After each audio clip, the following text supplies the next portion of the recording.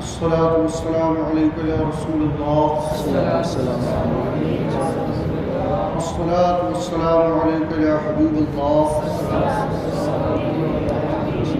وعلى آلك وأصحابك يا رسول الله صلى الله تعالى عليه وسلم.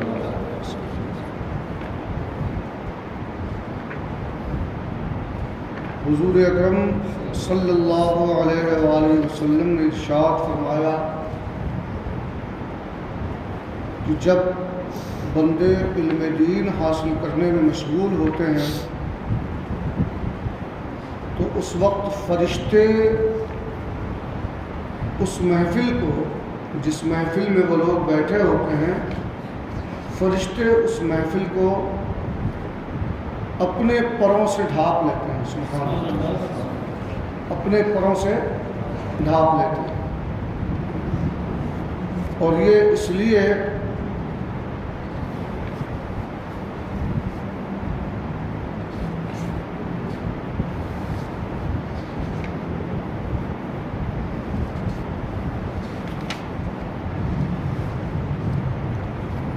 کہ علم دین سیکھنے اور سکھانے کی بہت بڑی فضیلت ہے.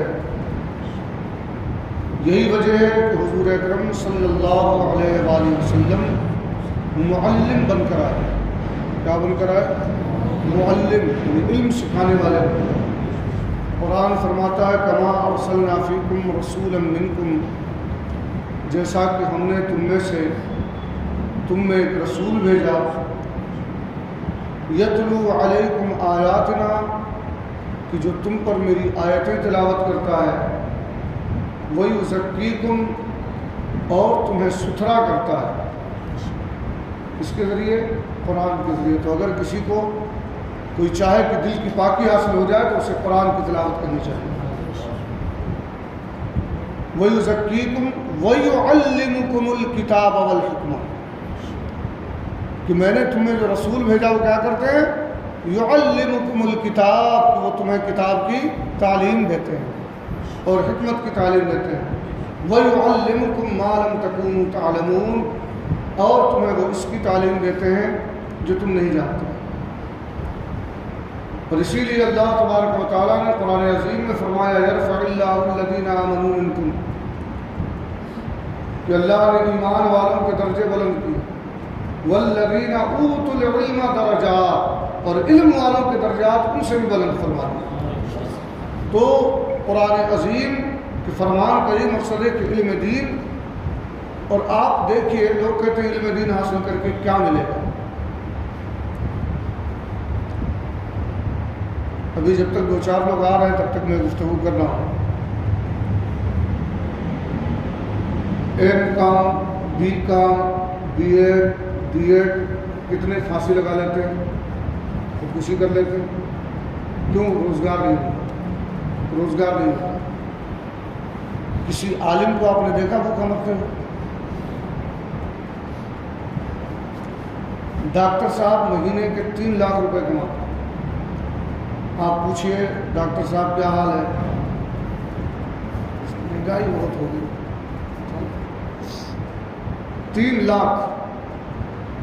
اور ایک طرف ایک عالم 10,000 روپے مہینہ کماتا ہے. اب بتائیں 3 لاکھ اور 10,000 کا کوئی مقابلہ ہے؟ کوئی مقابلہ ہی نہیں. اس کے باوجود جب اس سے پوچھئے اللہ کا شکر ہے، اللہ کا شکر ہے. یعنی وہ 3 لاکھ کما کے بھی خوشحال نہیں ہے، یا 10,000 کما کے خوشحال ہے. کیوں؟ علم دین کی برکت سے. علم دین کا جو روحانی فیض ہے اس کی برکت سے. تو وضو کے مکروہات آپ لوگوں نے سماعت کر لیے ہیں کہ عورت کے غسل یا وضو سے بچے ہوئے پانی سے وضو کرنا مکروہ ہے.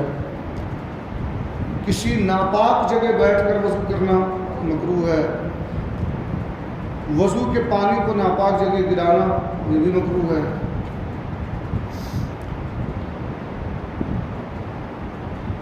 وضو کے اعضاء جو دھل چکے ہیں اس کے قطرے وضو کے برتن میں ٹپکانا ہے نا، پانی میں ریچھ یا کٹھار وغیرہ ڈال دینا، قبلہ کی طرف تھوکنا یا کھکار ڈالنا ہے، کلی کرنا، وضو کرتے وقت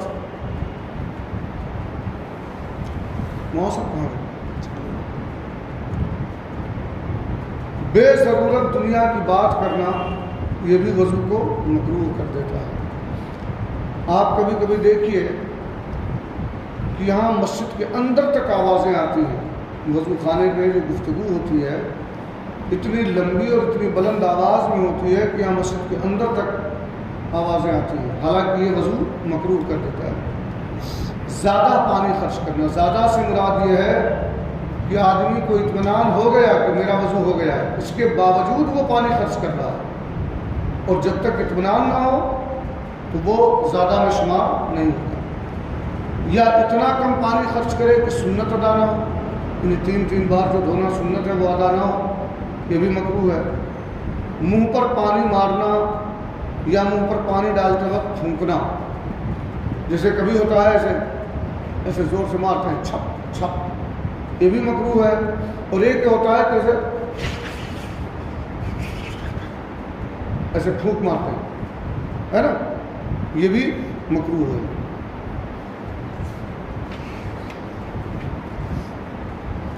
یہ میں ریویژن کرا دے رہا ہوں تاکہ ذہن میں رہے، تاکہ امتحان میں آپ لوگ لکھ سکیں اچھے سے۔ ایک ہاتھ سے منہ دھونا، منہ کو ایک ہاتھ سے دھونا یہ رفاظ و حنود کا شعار ہے۔ رفاظ سے مطلب شیعہ اور حنود کا مطلب ہندو۔ گلے کا مسح کرنا مکروہ ہے۔ یہ اکثر ہوتا ہے کہ جب ہم مسح کرتے ہیں تو ایسے ایسے کر لیتے ہیں، ایسے، یہ بالکل غلط ہے۔ گلے کا مسح نہیں ہے، مسح کس کا ہے؟ گردن کا، تو یہ ایسے ہوگا، ایسے، ان انگلیوں کا پیٹ یہاں سے پھرے گا، ایسے نہیں ہوگا، اس کا بہت خاص خیال رکھیں۔ بائیں ہاتھ سے کلی کرنا یا ناک میں پانی ڈالنا یہ بھی وضو میں مکروہ ہے۔ داہنے ہاتھ سے ناک صاف کرنا، اپنے لیے کوئی اسپیشلی لوٹا خاص کر لینا، جہاں سوشل جگہ ہے، جیسے یہ وضو خانہ سوشل ہے تمام سنی مسلمانوں کے لیے، اب اس میں کوئی اپنی بیٹھک خاص کر لے کہ یہ سیٹ میری ہی ہے، یا کوئی لوٹا خاص کر لے کہ اس لوٹے سے میں ہی وضو کروں گا، یہ مکروہ ہے۔ 3 نئے پانیوں سے 3 بار سر کا مسح کرنا یہ بھی مکروہ ہے۔ جس کپڑے سے استنجا وغیرہ کا پانی خشک کیا ہو اس سے اعضائے وضو کا پوچھنا مکروہ ہے۔ دھوپ سے گرم ہوئے پانی سے وضو کرنا مکروہ ہے۔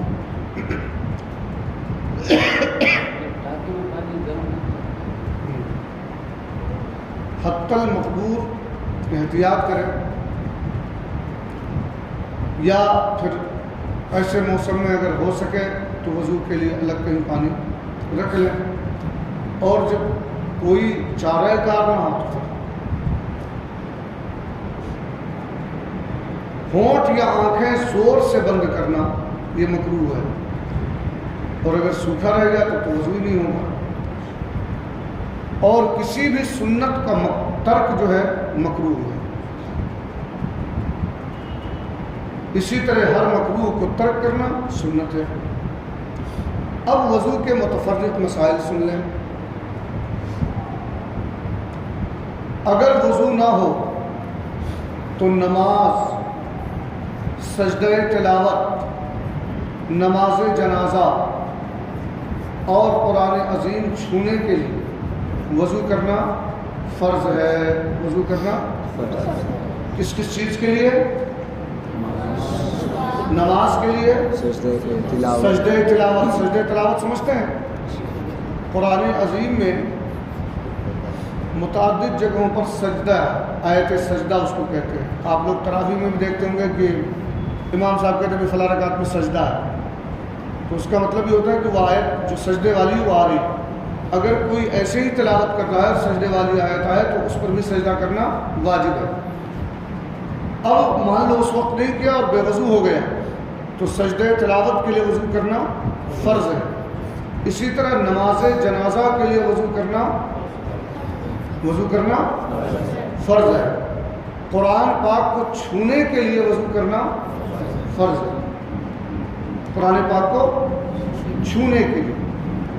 اور طواف کرنے کے لیے، یعنی جب حاجی جاتا ہے طواف کرتا ہے کعبے کا، تو اس کے لیے وضو کرنا واجب ہے. کیا ہے؟ غسل جنابت سے پہلے اور جنوب کو کھانے پینے سونے اور اذان و اقامت اور خطبہ جمعہ و عیدین اور روضہ مصطفیٰ صلی اللہ علیہ وآلہ وسلم کی زیارت اور وقوف عرفہ اور صفا و مروہ کے درمیان سعی کرنے کے لیے وضو کر لینا سنت ہے. غسل جنابت یعنی جب آدمی ناپاک ہو جائے. ناپاکی کا بیان آئے گا. 2 ہی 3 طریقے ہوتے ہیں کہ جس کی وجہ سے آدمی پر غسل فرض ہو جاتا ہے نا. تو جب غسل فرض ہو تو ایسے آدمی کا غسل جنابت سے پہلے وضو کر لینا کیا ہے؟ سنت ہے. فرض تو یہاں گنائے جا چکے کہ نماز کے لیے، سجدہ تلاوت کے لیے، نماز جنازہ کے لیے، قرآن پاک کو چھونے کے لیے، ان 4 چیزوں کے لیے وضو کرنا کیا ہے؟ فرض ہے. طواف کعبہ کے لیے وضو کرنا واجب ہے. غسل جنابت سے پہلے وضو کرنا سنت ہے. کہ جب آدمی پر غسل فرض ہو تو چاہیے کہ وہ غسل سے پہلے دونوں ہاتھوں کو گٹوں تک دھوئے، کلی کرے، ناک میں پانی چڑھائے، چہرہ دھوئے، کونوں تک ہاتھ دھوئے، مسا کرے.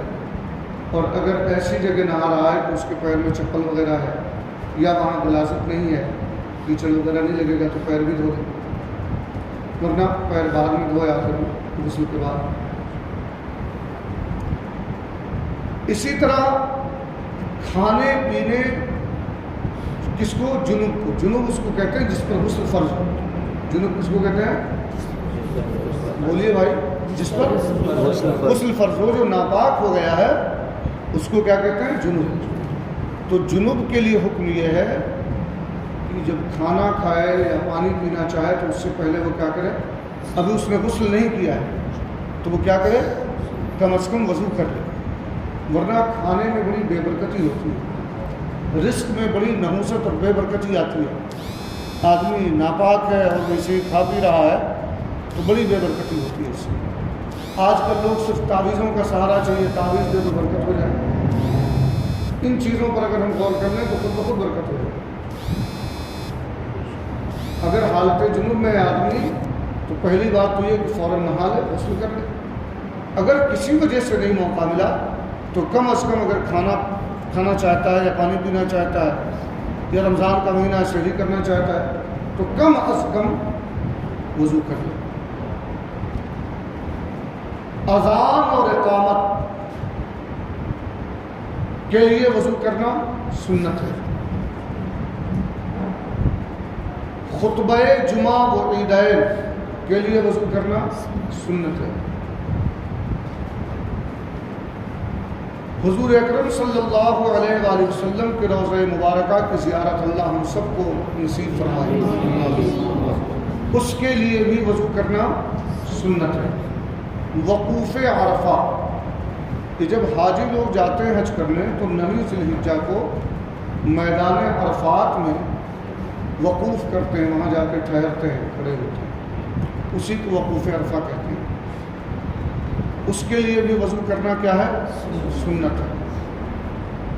صفا اور مروہ کے درمیان سعی کرنے کے لیے جو دوڑ لگاتے ہیں حاجی لوگ، اس کے لیے بھی وضو کر لینا کیا ہے؟ سنت ہے. سونے کے لیے اور سونے کے بعد اور میت کو نہلانے یا اٹھانے کے بعد جماع سے پہلے جو بیوی والے ہوں، جب وہ بیوی سے قربت کرنا چاہیں تو اس سے پہلے وضو کر لینا چاہیے. یہ مستحبات ہیں، جہاں وضو کرنا مستحب ہے. سنتیں آپ لوگوں نے سن لیا. ہے نا.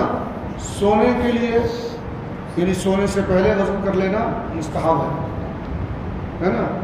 اور ایک روایت میں آیا ہے کہ جب بندہ باوضو ہو کر کے سوتا ہے تو اس کی روح عرش الہی تک جاتی ہے. سوتے میں اس کی روح عرش الہی تک جاتی ہے. اسی طرح میت کو غسل دیا یا میت کو کاندھا دیا اس کے بعد وضو کر لینا مستحب ہے نا. جماع سے پہلے جو میں نے بتایا کہ جو بیوی والا ہو وہ جب بیوی سے قربت کرنا چاہے تو اس سے پہلے وضو کر لینا مستحب ہے. جب غصہ آ جائے اس وقت وضو کر لینا مستحب ہے. اسی طرح آدمی منہ زبانی قرآن پڑھ رہا ہے تو قرآن کو چھونا تو ہے نہیں, پڑھ سکتا ہے لیکن پھر بھی وضو کر کے پڑھے یہ مستحب ہے. حدیث اور علم دین پڑھنے پڑھانے کے لیے وضو کرنا مستحب ہے. اس کے علاوہ جمعہ و عیدین باقی خطبوں کے لیے یعنی جمعہ عیدین کے علاوہ جو باقی خطبے ہیں جیسے خطبہ نکاح وغیرہ ان کے لیے بھی وضو کر لینا مستحب ہے. دینی کتاب چھونے کے لیے وضو کر لینا مستحب ہے.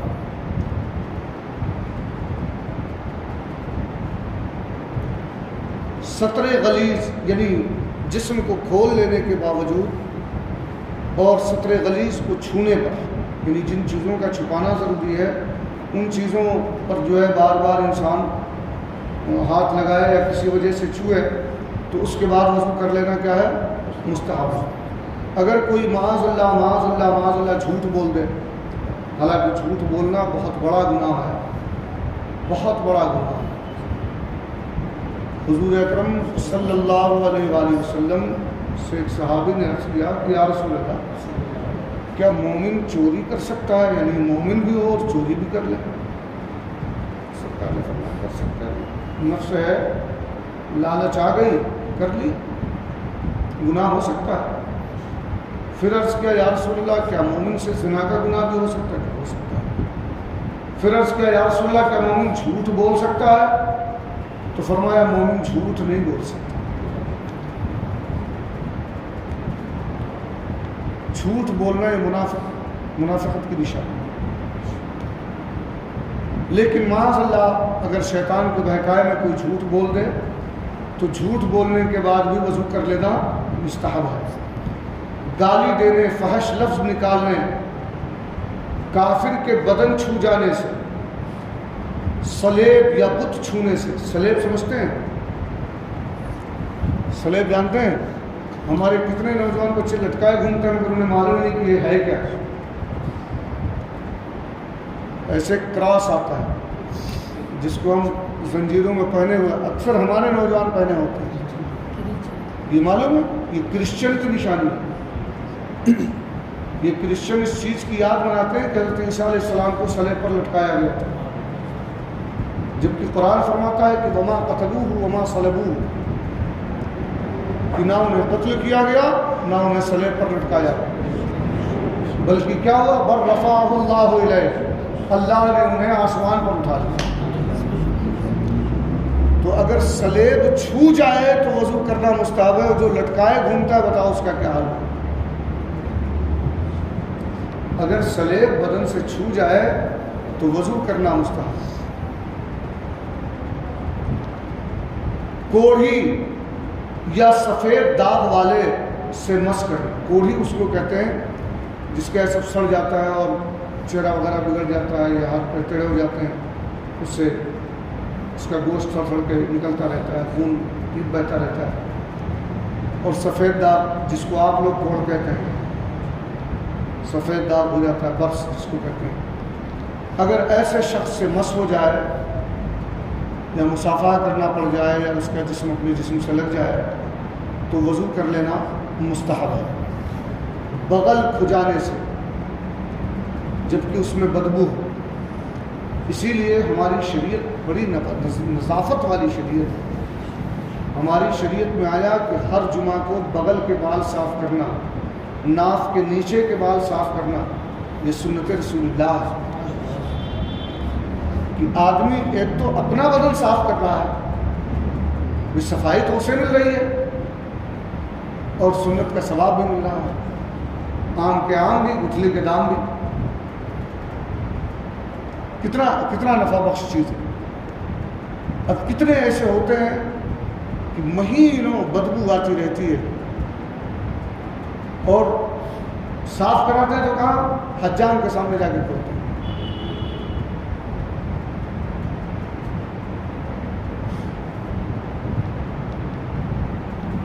اگر بغل میں بدبو ہے اور کسی نے کھجایا تو وضو کر لینا مستحب ہے. غیبت کرنے، تہتہا لگانے میں ہا ہا ہا ہا کر کے ہنسنے سے، لغو اشعار پڑھنے سے، سوچئے کہ لغو اشعار پڑھنے سے، لغو کا مطلب جو بلا وجہ کے اشعار ہیں، ان کو اگر کوئی پڑھ رہا ہے تو اس کے پڑھنے کے بعد اسے وضو کرنا مستحب ہے. وضو کرنا. اور جو گانے کے اشعار سنے ہو،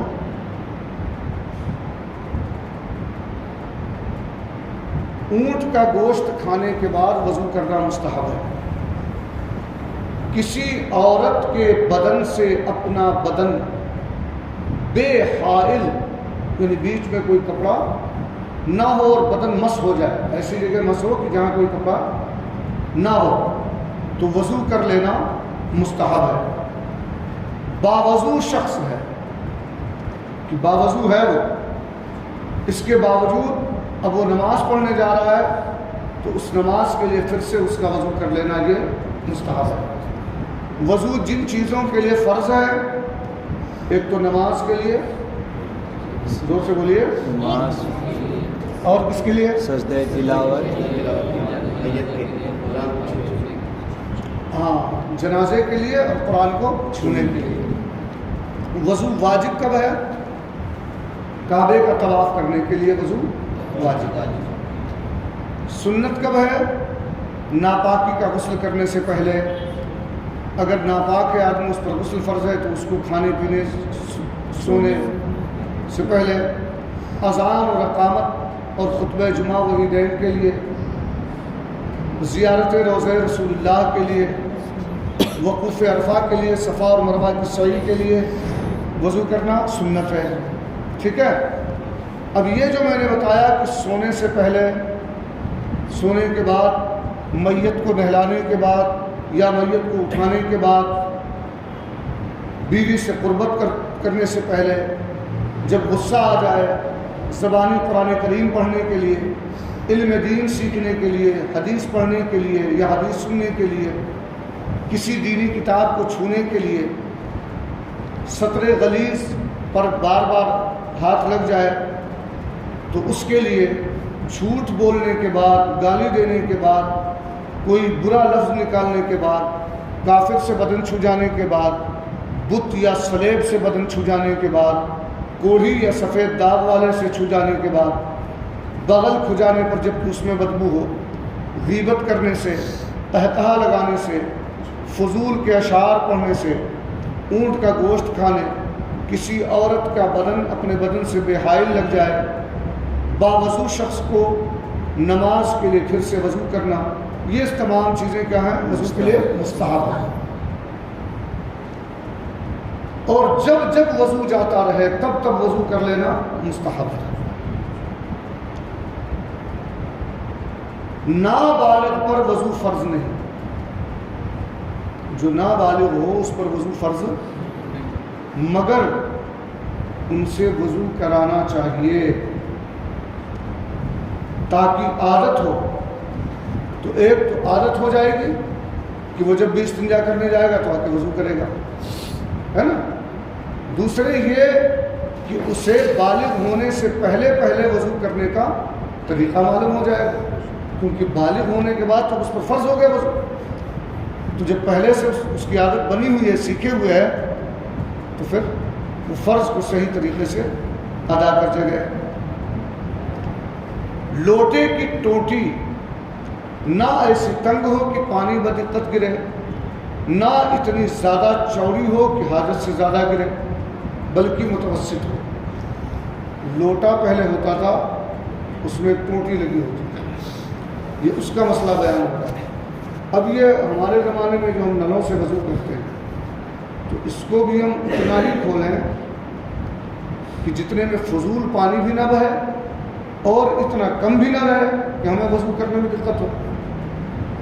اب بعض لوگ چھٹ پانی بہ رہا ہے، باتوں میں لگے ہیں، سنپڑ کر رہے ہیں، تو یہ جو فضول پانی جا رہا ہے، اس پانی کا بھی ہمیں خدا کی بارگاہ میں حساب دینا پڑے۔ ہاں، اس لیے اس کا خاص خیال رکھیں۔ چلو اس کو بولتے ہیں، چلو میں پانی لیتے وقت خیال رکھیں کہ پانی نہ گرے، کیونکہ اگر گرے گا تو یہ فضول خرچی ہو۔ ایسا ہی جس کام کے لیے چلو میں پانی لیں اس کا اندازہ رکھیں، ضرورت سے زیادہ نہ لیں۔ مثلا ناک میں پانی ڈالنا ہے تو اب بھر کے لے کے کیا کریں گے؟ پھینک ہی دیں گے، کیونکہ اتنا پانی تو جائے گا نہیں ناک میں، تو اتنا ہی لیں۔ اللہ اکبر، یہ ہے ہماری شریعت۔ آج آپ دیکھیں جگہ جگہ لکھا ہوتا ہے جل سرکشا، ہے نا، ٹی وی پر ایڈورٹائز آتا ہے کہ پانی کی سرکشا کرو، پانی کو بچاؤ۔ جگہ جگہ گورنمنٹ کی طرف سے وگیاپن لکھا ہوتا ہے، ایڈورٹائز لکھا ہوتا ہے، جل ہی جیون ہے، جل کی سرکشا کریں، جل کی سرکشا میں ہماری سرکشا ہے۔ قربان میرے مصطفیٰ جان رحمت صلی اللہ علیہ وسلم پر کہ جو کام یہ آج کر رہے ہیں، میرے آقا نے 1450 سال پہلے بتا دیا کہ پانی وہ اللہ کی عظیم نعمت ہے کہ جتنا ناک میں ڈالنا ہے اتنا ہی لو، اس سے بھی زیادہ نہ لو۔ حالانکہ اس سے زیادہ کتنا آئے گا؟ 1 قطرہ، 2 قطرہ، 4 قطرہ، 10 قطرہ، لیکن اس 1-2 قطرے کو بھی سیو رکھنے کا، محفوظ رکھنے کا حکم دیا شریعت۔ یہ ہے میری شریعت۔ اور جو شریعت پانی کو بھی بیجا نہ بہاتی ہو، وہ شریعت بیجا کسی کو خون بہانے کا حکم کیسے دے سکتی ہے؟ یہ ان بے وقوفوں کو سوچنا چاہیے جن کا دماغ آج خراب کیا جا رہا ہے کہ مسلمان لوگ جو ہے وہ تو ان کا خالی کام ہی ہے قتل کرنا، خون کرنا۔ ہماری شریعت تو بیجا 1 قطرہ پانی بھی بہانا روا نہیں سمجھتی۔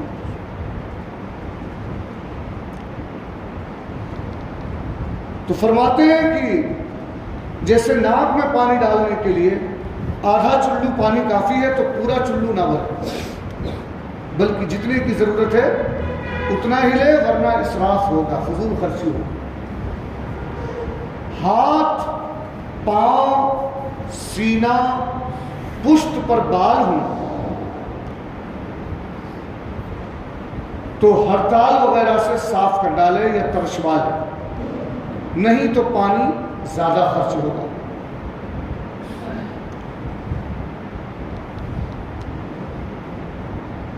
یہ ان کے لیے جن کے بہت زیادہ بال ہوتے ہیں، گھنے بال ہوتے ہیں۔ اب اگر اتنے بال ہیں تو اس میں تو کوئی زیادہ خرچ ہو نہیں۔ فائدہ، ولحان ایک شیطان کا نام ہے جو وضو میں وسوسے ڈالتا ہے۔ کیا کرتا ہے وہ؟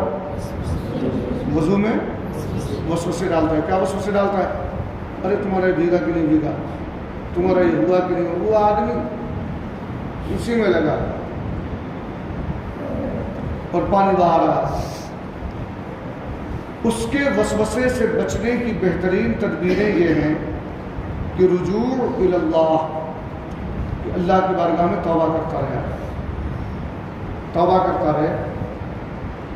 دیکھیے، استغفار کرنا، توبہ کرنا، یہ ایک الگ عبادت ہے۔ ایسا نہیں کہ گناہ ہو جائے تبھی توبہ کریں۔ آپ سوچیے نا، اللہ نے اپنے حبیب صلی اللہ علیہ وسلم کو فرمایا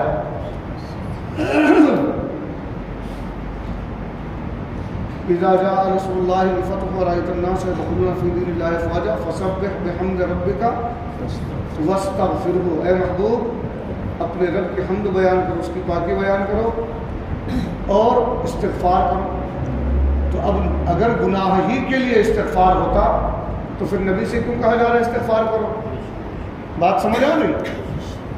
نبی سے کیوں کہا جا رہا ہے کہ استغفار کرو؟ کیونکہ نبی سے تو گناہ ہوتا نہیں ہے، سمجھے؟ نبی سے آئیے حضرت تشریف لائیے.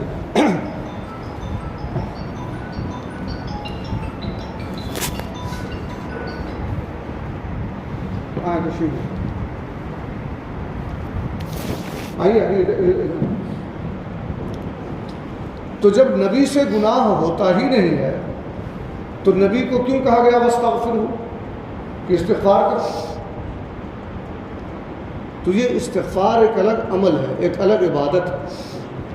اسی لیے قرآن میں دوسری جگہ فرمایا گیا فَقُلْتُ اسْتَغْفِرُوا رَبَّكُمْ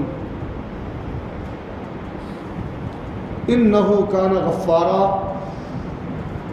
اب استغفار سے فائدے کیا کیا ہوتے ہیں؟ یرسل السماء علیکم مدرارا، کثرت سے استغفار کرنے سے اللہ نفع بخش بارش عطا فرماتا ہے. وَيُمْدِدْكُمْ بِأَمْوَالٍ، اور مال کے ذریعے وہ مدد فرماتا ہے. وَبَنِينَ، اولاد کے ذریعے مدد فرماتا ہے. وَيَجْعَلْ لَكُمْ جَنَّاتٍ، تمہارے باغوں کو ہرا کر دیتا ہے. وَيَجْعَلْ لَكُمْ أَنْهَارًا، تمہاری نہروں کو جاری فرما دیتا ہے.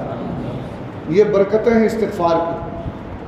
استغفار کثرت سے آدمی پڑھتا رہے تو اس کو یہ ساری برکتیں ملتی ہیں کہ ایک تو اللہ اس کے گناہ بخشتا ہے، دوسرے کثرت سے استغفار کرنے سے بارش ہوتی ہے، کثرت سے استغفار کرنے سے مال میں اضافہ ہوتا ہے، کثرت سے استغفار کرنے سے اولاد میں اضافہ ہوتا ہے، کثرت سے استغفار کرنے سے تمہاری فصلیں، تمہارے باغات اچھے ہوتے ہیں، کثرت سے استغفار کرنے سے تمہاری نہریں جاری ہوتی ہیں، سوکھتی نہیں ہیں. یہ قرآن پاک کے سورہ نوح میں یہ فوائد بیان فرمائے گا. تو ولہان جو شیطان ہے اس سے بچنے کا طریقہ یہ ہے کہ کثرت سے آپ استغفار کریں. اس کے ذریعے اللہ تعالیٰ آپ کو اس کے وسوسے سے محفوظ رکھے گا. دوسرا کیا؟ اعوذ باللہ من الشیطان الرجیم پڑھا کریں. تیسرا لا حول، کوئی بھی وسوسہ جس کو وسوسے زیادہ آتے ہوں وہ لا حول پڑھا کریں. اور لا حول بھی معلوم ہے بہت اہم عبادت ہے. لا حول ولا قوت الا باللہ العلی العظیم، یہ بہت بڑی عبادت ہے. ایک روایت میں آیا ہے، میں یہ آپ لوگوں کے فائدے کے لیے بتا دوں، یہاں حالانکہ ختم ہے درس، بتا دوں اگر عمل کریں تو بتا دوں انشاءاللہ. تو عمل کرنے کے لیے پہلے آپ کو صحیح سیکھنا پڑے گا، صحیح سیکھنا پڑے گا. ایسے نہیں کہ جیسے ہم کو آتا ہے ویسے پڑھ لیں، لا حول ولا قوت الا باللہ العظیم، نہیں، اس کو صحیح طریقے سے. ایک صاحب آئے حضور کی بارگاہ میں، عرض کیا یا رسول اللہ صلی اللہ علیہ وسلم میرا بیٹا جو ہے غائب ہو گیا ہے، پتہ نہیں کسی نے قید کر لیا ہے یا کیا معاملہ ہے، کافی دن میں نہیں آیا. نبی مکرم صلی اللہ علیہ وسلم فرمایا کہ جاؤ کثرت سے لا حول پڑھو. وہ کثرت سے لا حول پڑھنے لگے. صبح ہوئی تو دیکھا کہ ان کا بیٹا جو ہے بہت سارے اونٹوں کے ساتھ دروازے پہ کھڑا ہے. دروازے پہ کھڑا ہے تو کیا ہوا؟ کہا مجھے ایک شخص نے قید میں رکھا ہوا تھا اور اب مجھے موقع ملا ہے، پتہ نہیں کیسے وہ اتنا غافل ہو گیا کہ میں نے دروازہ کھولا، اسے پتہ نہیں چلا. سامنے اس کا اونٹ بنا تھا، میں نے سواری کے لیے اسے کھولا، دوسرے اونٹوں کا کھولا لے کے چلا آیا. تو وہ آیت نازل ہوئی وَمَن يَتَّقِ اللَّهَ يَجْعَلْ لَهُ مَخْرَجًا وَيَرْزُقْهُ مِنْ حَيْثُ لَا يَحْتَسِبُ. جو اللہ سے ڈرنے والے ہوتے ہیں اللہ ان کے لیے راستے کھول دیتا ہے اور انہیں ایسی جگہ سے رزق دیتا ہے جہاں ان کا گمان بھی نہ ہو. تو یہ آیت اسی پر لا حول کی برکت دیکھیں. تو لا حول ولا قوت الا باللہ العلی العظیم، یہ پڑھنے سے ایک تو بلائیں دور ہوتی ہیں، دوسرے وسوسہ ختم ہوتا ہے، سمجھے آپ.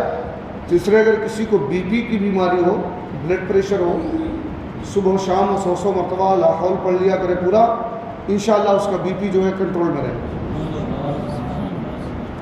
کسی کو اختلاج قلب ہو کہ دل بہت گھبرا رہا ہے، الجھن سی ہو رہی ہے، بستر پہ چین نہیں پڑ رہا ہے، 100 مرتبہ لا حول ولا قوت پڑھ لے، پانی بدن کر کے پی لے، انشاءاللہ جو ہے اس کی برکت سے اللہ تعالیٰ اس کے اختلاج قلب کو دور فرما دے گا۔ سبحان اللہ۔ تو ولہان شیطان سے بچنے کے لیے ایک عمل یہ بھی ہے کہ لا حول ولا قوت الا باللہ العلی العظیم پڑھا کریں۔ اسی طرح وسوسے سے بچنے کے لیے سورہ ناس پڑھا کریں۔ سورہ ناس کے بہت سارے فوائد ہیں۔ حضور اکرم صلی اللہ علیہ وسلم فرماتے ہیں جو کسی نبیوں کو جو چیزیں نہیں ملی ان میں سے جو چیزیں سرکار نے بیان فرمائی ان میں سے سورہ فلق اور سورہ ناس بھی، کہ جتنے بھی 1,24,000 کم و بیش انبیاء آئے ان میں سے کسی کو اللہ نے یہ چیزیں نہیں عطا فرمائی، یہ چیزیں سرکار فرماتے ہیں میرے لیے اللہ نے خاص رکھی تھی، ان میں سے ایک سورہ ناس بھی، اور بالکل آسان ہے، چھوٹی سی سورہ، کوئی بھی یاد کر سکتا ہے۔ اسی طرح وسوسے کے وقت آمنت باللہ ورسولہ، آمنت باللہ ورسولہ، یہ پڑھنا بھی وسوسے کو دور کرتا ہے۔ اسی طرح هو الاول والآخر والظاہر والباطن وهو بكل شیء علیم، یہ قرآن پاک کی آیت بھی ہے، اللہ کی حمد بھی ہے اور نعت رسول بھی۔ یہ آیت مبارکہ اللہ قرآن کی آیت ہے اور دوسرے کیا ہے اللہ کی حمد ہے، اور تیسرے کیا ہے رسول اللہ کی نعت بھی ہے۔ اب اگر میں اس پر گفتگو کروں تو بہت لمبی گفتگو ہو جائے گی کہ حضور کی نعت کیسے ہے، تو اس کا بھی پڑھنا وسوسے کے لیے مفید ہے۔ اسی طرح 7ویں چیز جو حضور صدر الشریعہ نے یہاں بیان فرمائی وہ یہ کہ سبحان الملک الخلاق ان یشاء یذہبکم ویأتی بخلق جدید وما ذلک علی اللہ بعزیز، پڑھنا کہ وسوسہ جڑ سے کٹ جائے گا اور وسوسے کا بالکل خیال نہ کرنا بلکہ اس کے خلاف کرنا بھی دفع وسوسہ ہے۔ مثلا ایک تو یہ ہے کہ کبھی کبھی ایسا خیال آیا مجھے کہ یہ چیز چھوٹ گئی ہم نے دھو لیا، لیکن ہر وضو میں ایسا وہم ہوتا ہے تو پھر اس کے خلاف کرنا چاہیے۔ کیا فرمانا ہے؟ اس کے خلاف کریں کہ یہ بھی وسوسے کو دفع کرنا۔ اب یہ تھے وضو کے متفرق مسائل جس میں آپ نے یہ جانا کہ کن کن کاموں کے لیے وضو کرنا فرض ہے، نماز کے لیے، سجدہ تلاوت کے لیے، بولیے مت، ریویژن کرتے رہیے۔ 4 چیزیں کیا ہیں؟ نماز کے لیے، سجدہ تلاوت کے لیے، جنازہ کے لیے، قرآن شریف قرآن کو چھونے کے لیے۔ وضو کرنا واجب کب ہے؟ طواف کعبہ، طواف کعبہ کے وقت۔ سنت جو ہے وہ میں پھر سے دوہرا رہا ہوں، ناپاک آدمی ناپاکی دور کرنے کے لیے غسل کرے تو اسے غسل جنابت کہتے ہیں، تو غسل جنابت سے پہلے وضو کر لینا سنت ہے۔ آدمی جنبی ہے یعنی اس پر غسل فرض ہے لیکن کسی وجہ سے اس نے غسل نہیں کیا ہے تو کھانے پینے اور سونے کے لیے اس پر غسل کرنا سنت ہے۔ اذان کے لیے غسل کرنا، وضو کرنا، میں غسل کہہ رہا ہوں، سونے کے لیے اور اذان کے لیے اور اقامت کے لیے غسل کرنا، خطبہ جمعہ اور عیدین کے لیے وضو کرنا، نبی مکرم صلی اللہ علیہ وسلم کے روضہ پاک کی زیارت اللہ ہم سب کو نصیب فرمائے، اس کی زیارت کے لیے بھی وضو کرنا، وقوف عرفہ کے وقت وضو کرنا، صفا اور مروہ کے درمیان دوڑ لگانے کے لیے وضو کرنا سنت ہے نا۔ اس کے بعد میں نے مستحبات کا بیان کیا تھا کہ آدمی سونے جا رہا ہے تو وضو کر لے، ہے نا، یہ مستحب ہے۔ سونے کے بعد اٹھے وضو کر لے، مستحب ہے۔ میت کو نہلانے کے بعد وضو کرے، مستحب ہے نا۔ اسی طرح میت کو اٹھایا یہاں سے وہاں رکھا اس کے بعد وضو کرے، یہ مستحب ہے۔ جو بیوی والا ہو اپنی بیوی سے قربت سے پہلے وضو کرے، یہ اس کے لیے مستحب ہے۔ غصہ آ جائے تو وضو کرنا مستحب ہے۔ زبانی قرآن عظیم پڑھنا چاہتا ہے تو وضو کر لینا مستحب ہے۔ حدیث یا علم دین پڑھنا چاہتا ہے یا پڑھانا چاہتا ہے تو اس کے لیے وضو کرنا مستحب ہے۔ جمعہ و عیدین کے علاوہ جو بھی خطبے ہیں جیسے خطبہ نکاح وغیرہ اس کے لیے بھی وضو کرنا مستحب ہے۔ کوئی بھی دینی کتاب چھونے کے لیے وضو کرنا مستحب ہے۔ سطر غلیظ کو چھونے کے بعد وضو کرنا مستحب ہے، جھوٹ بولنے کے بعد وضو کرنا، مگر یہ یاد رکھیں کہ سیرے کہ چلو جھوٹ بول لو وضو کر لو بس جھوٹ ختم ہو جائے. جھوٹ وہ گناہ ہے کہ بغیر توبہ کے معاف نہیں، گناہ کبیرہ ہے. لیکن اللہ نہ کرے اگر کسی مسلمان سے کوئی شیطان جھوٹ بلوا لے، اللہ نہ کرے معاذ اللہ، صدبار معاذ اللہ، تو جھوٹ بولنے کے بعد وضو کرنا مستحب ہے.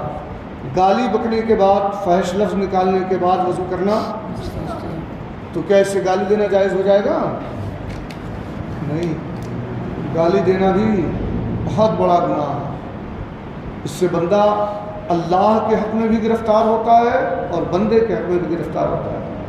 نبی اکرم صلی اللہ علیہ وسلم نے ایک بار فرمایا کہ لوگوں اپنے ماں بہنوں کو گالی نہ دو، او کما قال، میں حدیث کا مفہوم بیان کر رہا ہوں. تو صحابہ نے کہا رسول اللہ ایسا کون ہوگا جو اپنے ماں باپ اپنے ماں بہن کو گالی دے؟ تو سرکار نے فرمایا کہ وہ اس طرح کہ جب تم کسی دوسرے کے ماں بہن کو گالی دو گے تو وہ پلٹ کر تمہارے ماں بہن کو گالی دے گا، تو یہ گالی تو تم نے ہی دی نا، نہ تم اس کو دیتے نہ وہ تمہیں دیتا. تو یہ بہت بڑا گناہ ہے گالی دینا. اسی طرح کوئی غلیظ لفظ زبان سے نکالے تو اس کے بعد وضو کرنا مستحب ہے. کافر سے بدن چھو جائے تو وضو کرنا، سلیب یا بت سے بدن چھو جائے تو، کوڑھی یا سفید داغ والے سے بدن چھو جائے، بغل میں اگر بدبو ہے اور بغل کو کھجایا تو وضو کرنا مستحب ہے. غیبت کیا اس کے بعد وضو کرنا، تہتہا لگا کر ہنسا ہا ہا ہا ہا ہا تو اس کے بعد وضو کرنا مستحب ہے. فضول والے اشعار جیسے کوئی غالب کے شعر پڑھے، داؤد کے شعر پڑھے، جگر کے شعر پڑھے، جو فضول اشعار ہوتے ہیں ہے نا، تو ایسے اشعار پڑھنے کے بعد وضو کرنا مستحب ہے. اونٹ کا گوشت اگر کوئی کھائے تو اونٹ کا گوشت کھانے کے بعد وضو کرنا. کسی عورت کے بدن سے اپنا بدن بے حائل مس ہو جانے سے وضو کرنا. باوضو شخص ہے، یعنی وضو ہے اس کا، پھر بھی نماز پڑھنے کے لیے وہ پھر سے وضو کرے، یہ اس کا وضو کرنا کیا ہے؟ مستحب ہے. اس کے علاوہ جو میں نے مسائل بتائے یہ وضو کے متفرق مسائل میں، کہ پانی کا اسراف نہ کرے، نابالغ پر وضو فرض نہیں لیکن عادت ڈالنے کے لیے اور مسائل کو یاد کرانے کے لیے اس سے وضو کرانے کی عادت ڈالنا چاہیے. اگر بہت زیادہ بال ہاتھ پر ہوں یا سینے پر یا پشت پر تو اسے جو ہے آپ صاف کرا سکتے ہیں کہ تاکہ پانی کم خرچ ہو. اور جو آخری مسئلہ تھا کہ شیطان وسوسے ڈالتا ہے کہ تمہارا یہ نہیں ہوا، تمہارا یہ نہیں ہوا، تمہارا یہ نہیں ہوا. کبھی وسوسے ڈالتا رہے تم نے استنجا کیا تھا قطرہ ٹپک گیا، دیکھو تو قطرہ آئی تھی. وسوسے ہوتے ہیں تو یہ شیطان کی طرف سے اگر بار بار ایسا ہوتا ہے تو اس کی طرف توجہ ہی نہ دے اس کی طرف. اور وسوسے سے بچنے کے لیے کئی چیزیں جو ہے یہاں میں نے بتا دی ہیں.